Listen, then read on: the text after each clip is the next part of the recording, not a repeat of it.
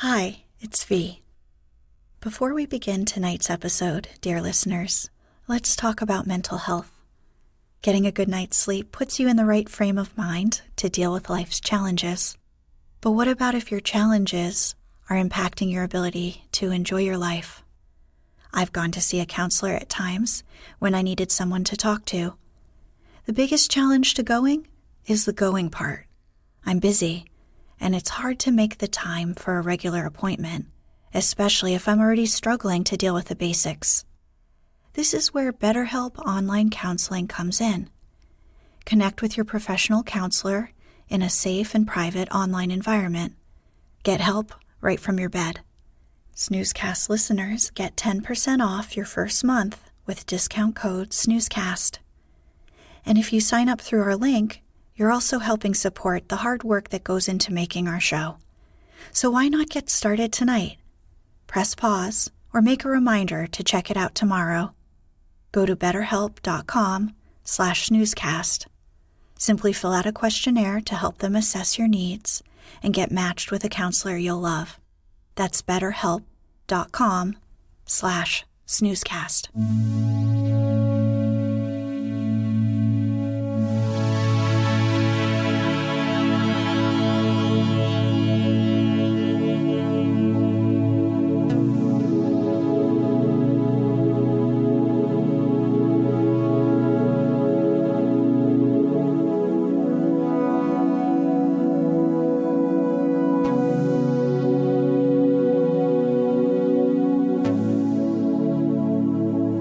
Welcome to Snoozecast, the podcast designed to help you fall asleep. Find us on snoozecast.com and follow us on social media and wherever you listen to podcasts. This episode is supported by The Smell of Old Books. Tonight, by listener request, we'll read the opening to A Little Princess, a children's novel by Frances Hodgson Burnett. First published as a book in 1905. It's considered one of the top children's books in the U.S. of all time, along with Burnett's other book, The Secret Garden.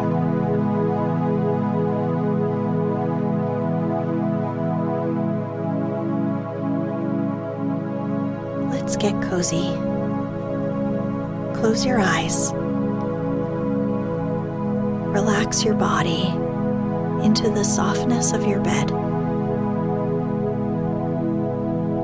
Now, take a few deep breaths.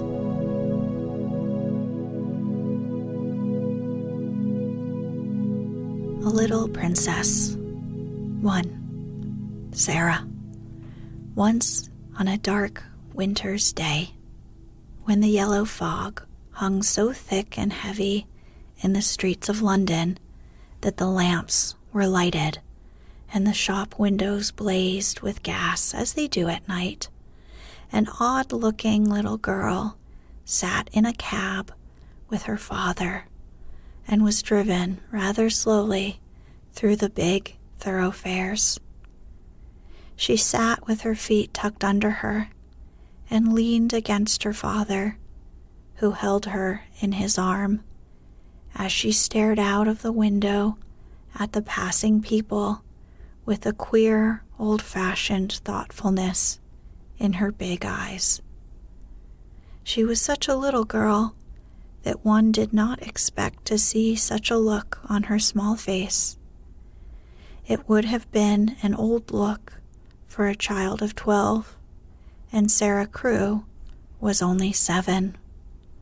The fact was, however, that she was always dreaming and thinking odd things, and could not herself remember any time when she had not been thinking things about grown-up people and the world they belonged to.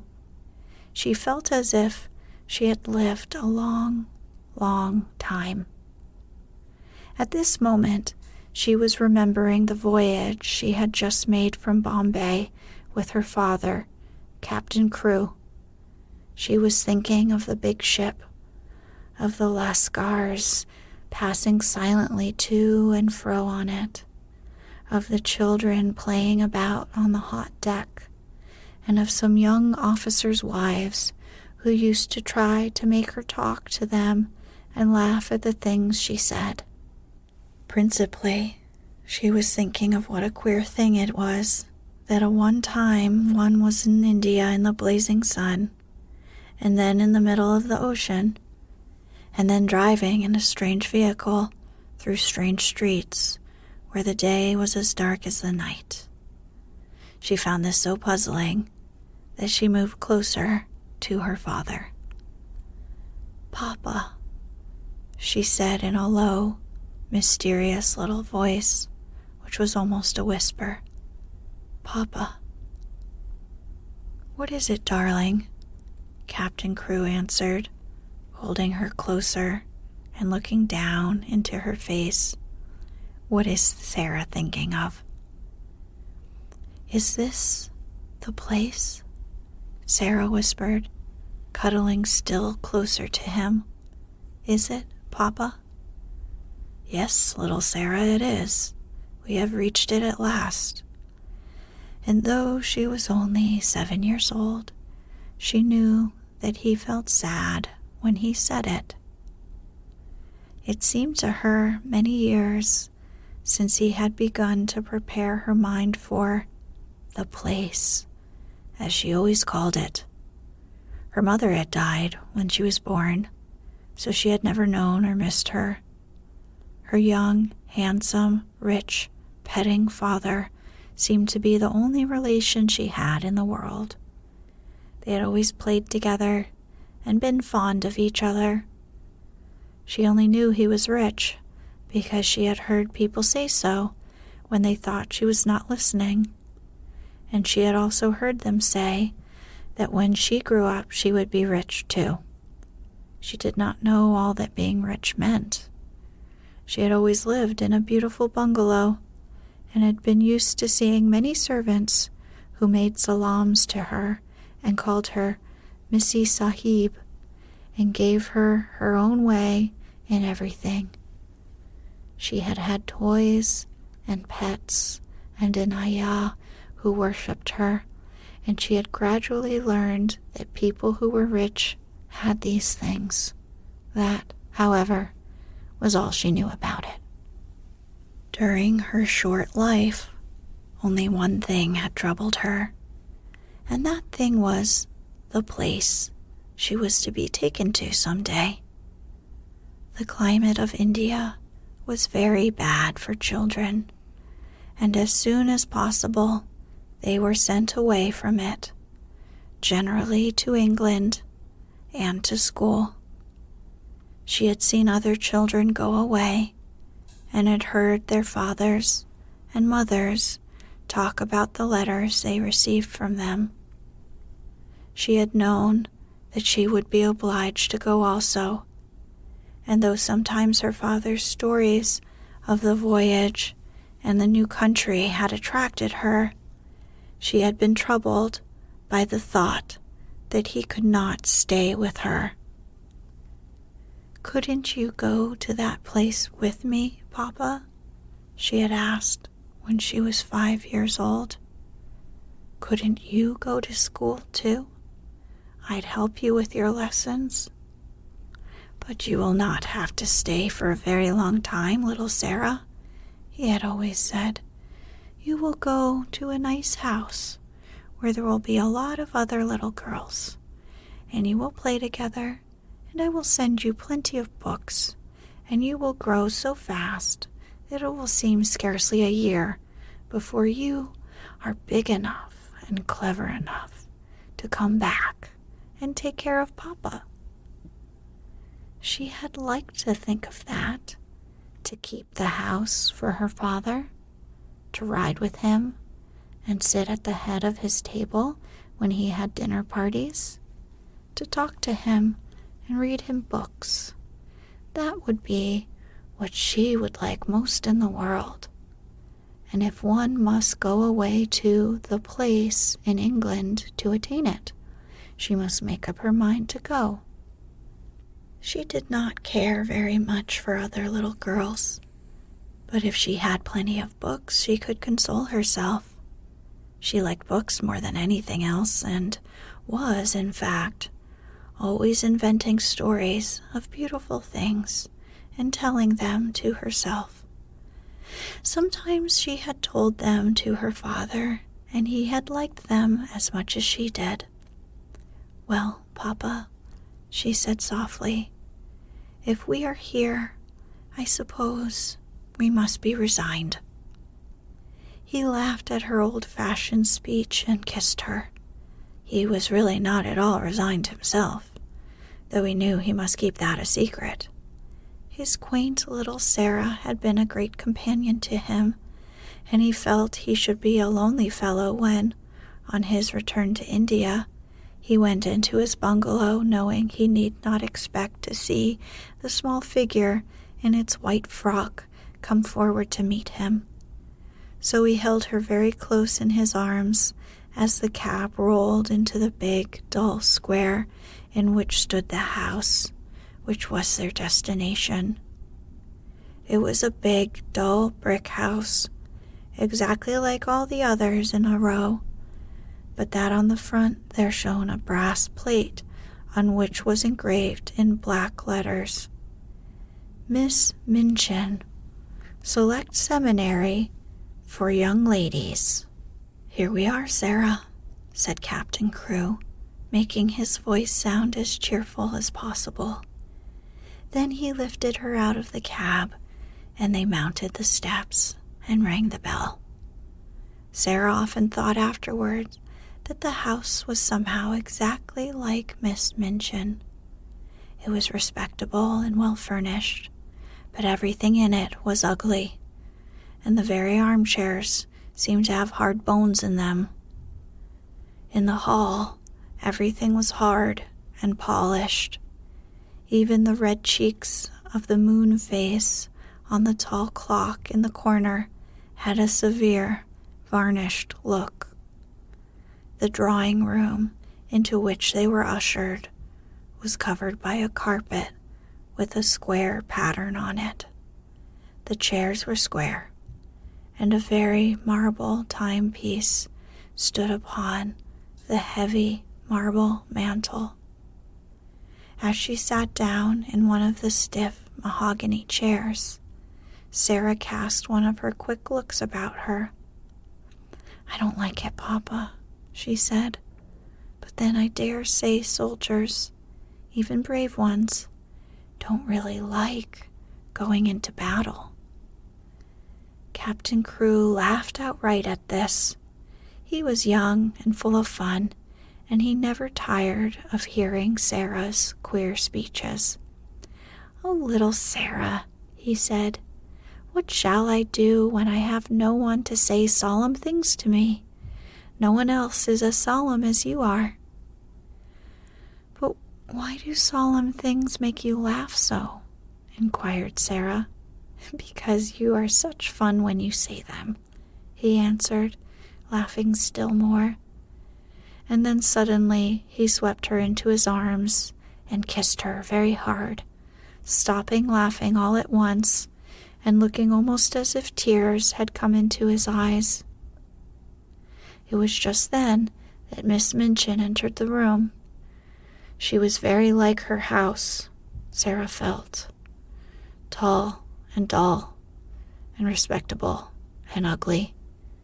She had large, cold, fishy eyes and a large, cold, fishy smile.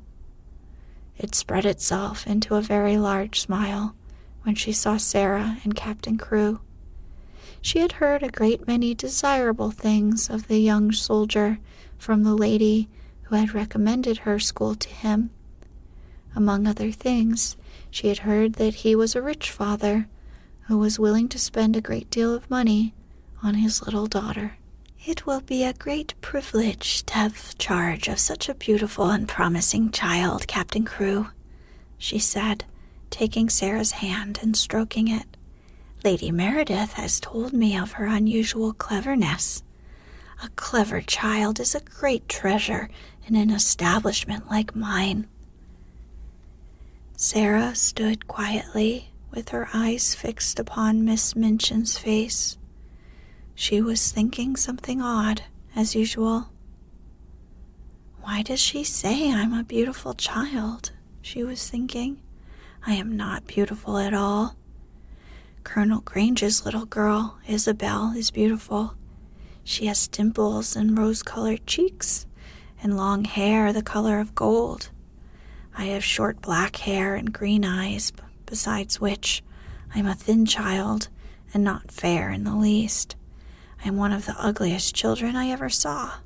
She's beginning to tell a story. She was mistaken, however, in thinking she was an ugly child. She was not in the least like Isabel Grange, who had been the beauty of the regiment, but she had an odd charm of her own. She was a slim, supple creature, rather tall for her age, and had an intense, attractive little face. Her hair was heavy and quite black, and only curled at the tips. Her eyes were greenish-gray, it is true, but they were big, wonderful eyes with long black lashes, and though she herself did not like the color of them, many other people did. Still, she was very firm in her belief that she was an ugly little girl, and she was not at all elated by Miss Minchin's flattery. I should be telling a story if I said she was beautiful, she thought, and I should know I was telling a story. I believe I'm as ugly as she is, in my way. What did she say that for? After she had known Miss Minchin longer, she learned why she had said it. She discovered that she said the same thing to each papa and mamma who brought a child to her school. Sarah stood near her father and listened while he and Miss Minchin talked.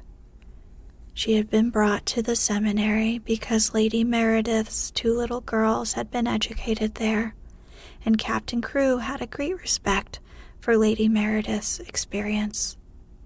Sarah was to be what was known as a parlor boarder, and she was to enjoy even greater privileges than parlor boarders usually did. She was to have a pretty bedroom and sitting room of her own. She was to have a pony and a carriage, and a maid to take the place of the ayah who had been her nurse in India. I'm not in the least anxious about her education, Captain Crewe said, with his gay laugh, as he held Sarah's hand and patted it. The difficulty will be in keeping her from learning too fast and too much. She is always sitting with her little nose burrowing into books. She doesn't read them, Miss Minchin. She gobbles them up, as if she were a little wolf instead of a little girl. She is always starving for new books to gobble, and she wants grown-up books, great big fat ones, French and German as well as English, history and biography and poets, and all sorts of things. Drag her away from her books, and she reads too much. Make her ride her pony in the Row, or go out and buy a new doll. She ought to play more with dolls.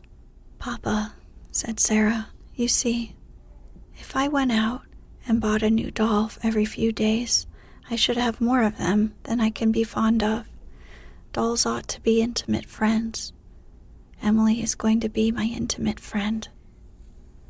Captain Crewe looked at Miss Minchin, and Miss Minchin looked at Captain Crewe. Who is Emily? She inquired. Tell her, Sarah, Captain Crewe said, smiling. Sarah's gray-green eyes looked very solemn and quite soft as she answered. She is a doll I haven't got yet, she said. She is a doll Papa is going to buy for me. We are going out together to find her. I have called her Emily. She is going to be my friend when Papa is gone. I want her to talk to about him. Miss Minchin's large, fishy smile became very flattering indeed. What an original child, she said. What a darling little creature. Yes, said Captain Crew, drawing Sarah close. "She is a darling little creature. Take great care of her for me, Miss Minchin." Sarah stayed with her father at his hotel for several days. In fact, she remained with him until he sailed away again to India. They went out and visited many big shops together and bought a great many things. They bought, indeed, a great many more things than Sarah needed, but Captain Crew was a rash, innocent young man and wanted his little girl to have everything she admired and everything he admired himself. So between them, they collected a wardrobe much too grand for a girl of 7. There were velvet dresses trimmed with costly furs, and lace dresses, and embroidered ones, and hats with great soft ostrich feathers, and ermine coats and muffs, and boxes of tiny gloves and handkerchiefs and silk stockings, and such abundant supplies that the polite young women behind the counters whispered to each other that the odd little girl with the big, solemn eyes must be at least some foreign princess, perhaps the little daughter of an Indian Rajah. And at last they found Emily. But they went to a number of toy shops and looked at a great many dolls before they discovered her. "I want her to look as if she wasn't a doll, really," Sarah said. "I want her to look as if she listens when I talk to her. The trouble with dolls, Papa," and she put her head on one side and reflected as she said it, "the trouble with dolls is that they never seem to hear.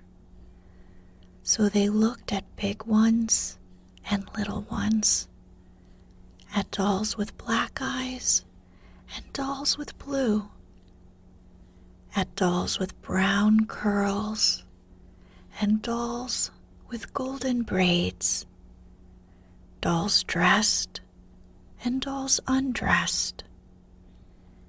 You see," Sarah said, when they were examining one who had no clothes, "if, when I find her, she has no frocks, we can take her to a dressmaker and have her things made to fit. They will fit better if they are tried on."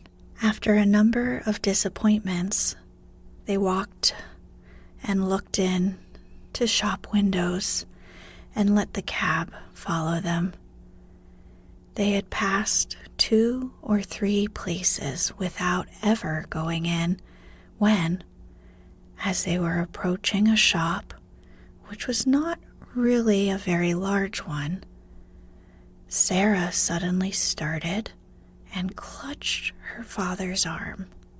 "Oh, Papa," she cried, "there is Emily." A flush had risen to her face, and there was an expression in her green-gray eyes as if she had just recognized someone she was intimate with and fond of. "She's actually waiting there for us," she said. "Let us go into her." "Dear me," said Captain Crew, "I feel as if we ought to have someone to introduce us." "You must introduce me, and I'll introduce you," said Sarah. "But I knew her the minute I saw her, so perhaps she knew me, too." Perhaps she had known her. She had certainly a very intelligent expression in her eyes when Sarah took her in her arms. She was a large doll, but not too large to carry about easily.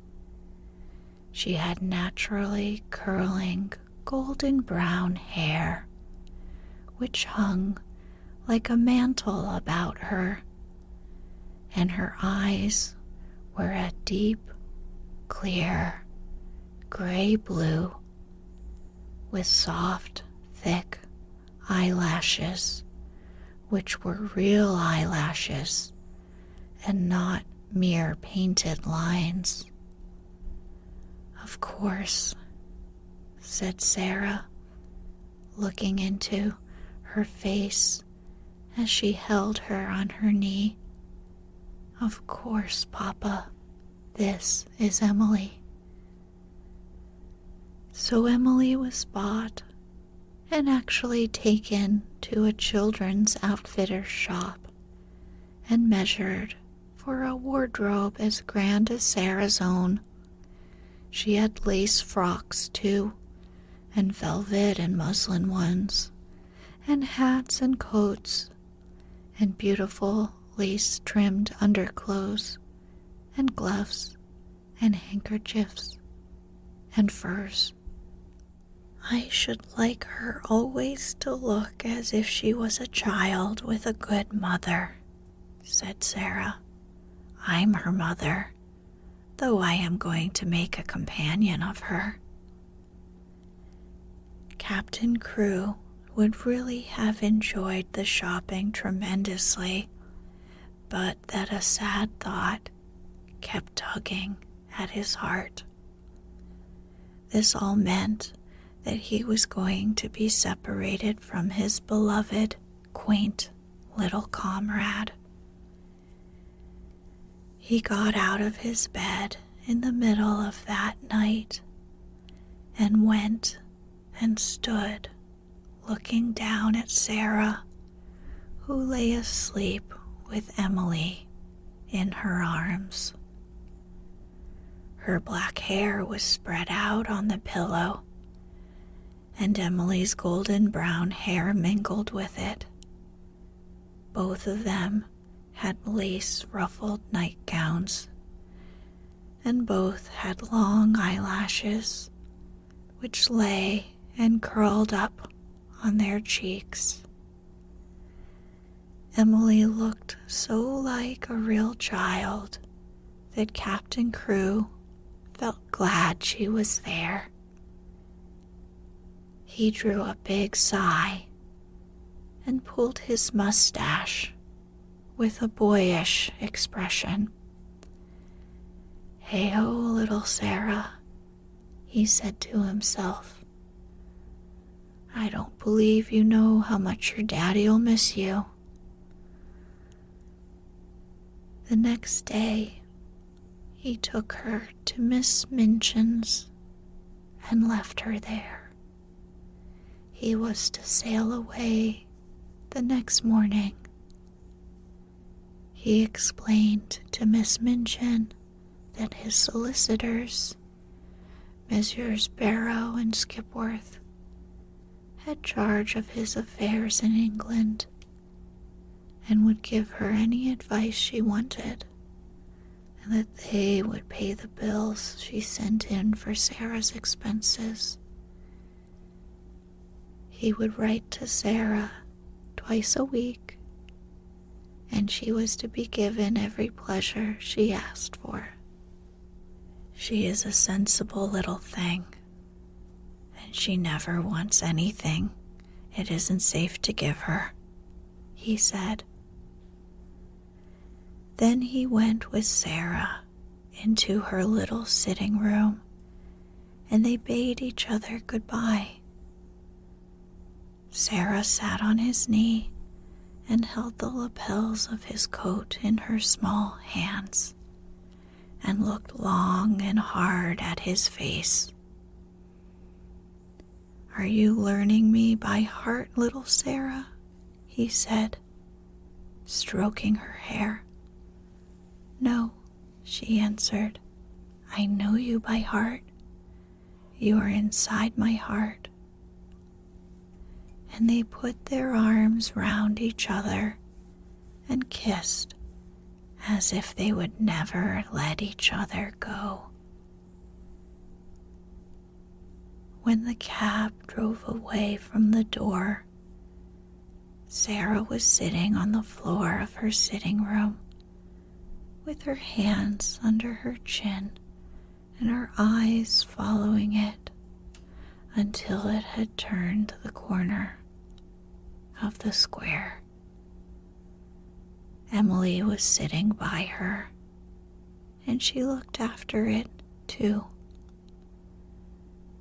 When Miss Minchin sent her sister, Miss Amelia, to see what the child was doing, she found she could not open the door.